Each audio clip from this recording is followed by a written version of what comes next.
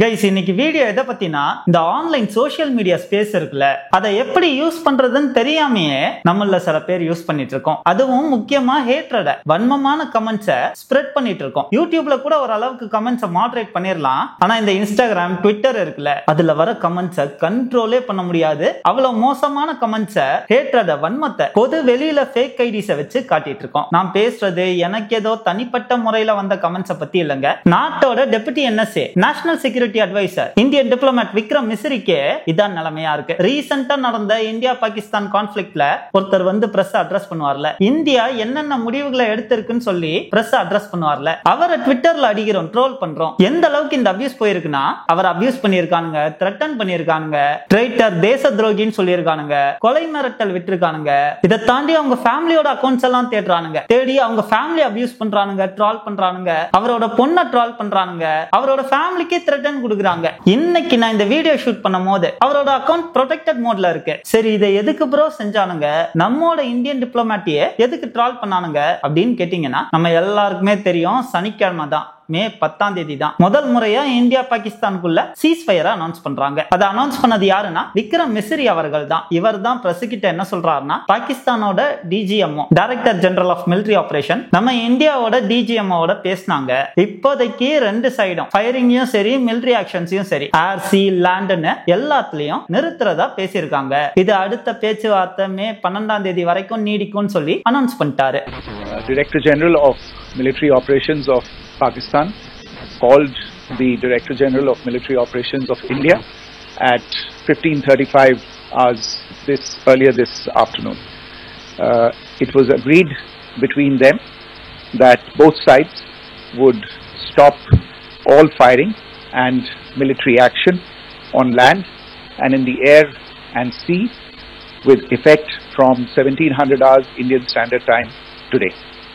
Instructions have been given on both sides to give effect to this understanding. இவரு சீஸ்ஃபயரை announce பண்ணாருன்ற ஒரே காரணத்துக்காக ட்விட்டர்ல இவரை ட்ரைட்டரு, தேச துரோகி அப்படின்னு சொல்லி அடிக்க ஆரம்பிச்சிருக்காங்க. இவரோட பர்சனல் அட்ரஸை தேடி கண்டுபிடிச்சு ரிலீஸ் பண்ணிருக்காங்க. பர்சனல் டீடைல்ஸ் நிறைய தேடி கண்டுபிடிச்சு ரிலீஸ் பண்ணிருக்காங்க. நான் ஏற்கனவே சொன்ன மாதிரி குடும்பத்தை அபியூஸ் பண்றது, குடும்பத்தை ட்ரால் பண்றது, இவரோட மகளை ட்ரால் பண்றது அப்படின்னு எக்கச்சக்க வேலை செஞ்சிருக்காங்க.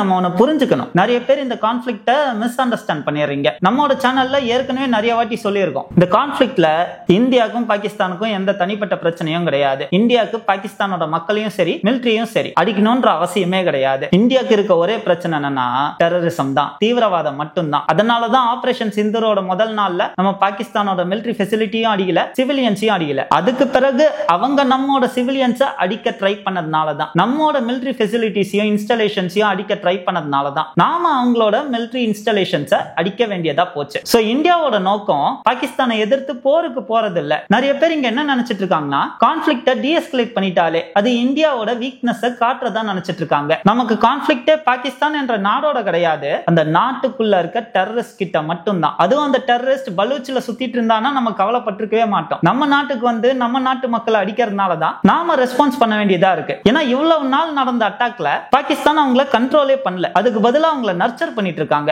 அதனாலதான் அவங்க செய்ய வேண்டிய வேலையை நாம செஞ்சோம். சோ நம்ம டார்கெட் வாரோ பாகிஸ்தானோ கிடையாது, நம்ம டார்கெட் டெரரிசம் மட்டும்தான். அண்ட் இன்னொரு முக்கியமான விஷயம், நம்ம எந்த அளவுக்கு அறிவாளியா இருக்கோம்னா, விக்ரம் மிஸ்ரி இந்த டிசிஷனை எடுக்கல, ரெண்டு நாட்டோட DGMOவும் சேர்ந்து கலந்து பேசி இந்த டிசிஷனை எடுத்திருக்காங்க. அதுவும் பாகிஸ்தான் அர்ச் பண்ணதுனால தான் இந்த டிசிஷனை எடுத்திருக்காங்க. ஆனா நாம யாரை அடிக்கிறோம், அதை சொன்னவர், அவரை போட்டு அடிக்கிறோம், விக்ரம் மிஸ்ரியை போட்டு அடிக்கிறோம். அண்ட் ஐ நோ நம்ம கமெண்ட் செக்ஷன்ல இந்த மாதிரி கமெண்ட்ஸ் எல்லாம் வராது, அதையும் தாண்டி வந்துச்சுன்னா நாங்க அந்த கமெண்ட்ஸ் எல்லாம் மாடரேட் பண்ணிடுவோம். பட் நார்மலா சொல்றேன், நம்ம சோசியல் மீடியாவே, அதுவும் முக்கியமா இந்த ட்விட்டரையும் இன்ஸ்டாகிராமையும் மூஞ்சி தெரியாதுன்ற ஒரே காரணத்தை வச்சு, ஃபேக் ஐடி ஈஸியா கிரியேட் பண்ணலாம்ன்ற ஒரே காரணத்தை வச்சு என்ன வேணா பேசலாம்ன்ற மனநிலையில இருக்கும். யார வேணா என்ன வேணா சொல்லலாம் அப்படின்ற ஒரு கேவலமான மைண்ட் செட்ல இருக்கும். விக்ரம் மிஸ்ரி அவர்களுக்கு இந்த ட்ரோலுக்கு பிறகு சப்போர்ட்டும் நிறைய சைட்ல இருந்து வர ஆரம்பிச்சிருச்சு. IAS அசோசியேஷன், IPS அசோசியேஷன், பெரிய பெரிய பொலிட்டீஷியன்ஸ், அப்புறம் நிறைய அபிஷியல்ஸ், கவர்மெண்ட் அபிஷியல்ஸ் எல்லாரும் விக்ரம் மிஸ்ரிக்கு சப்போர்ட் பண்ண ஆரம்பிச்சிருக்காங்க, ட்விட்டர்லயே சப்போர்ட் பண்ண ஆரம்பிச்சிருக்காங்க. சோ கைஸ், இந்த வீடியோ மேக் பண்றதுக்கான முக்கியமான காரணம் என்னன்னா,